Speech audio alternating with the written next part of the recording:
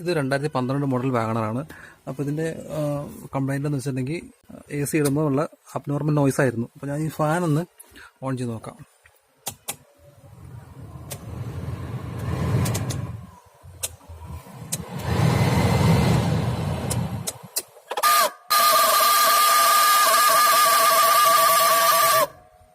ഞാൻ ഓൾറെഡി ഇവിടെ glove box ഊരി വെച്ചിട്ടുണ്ട്.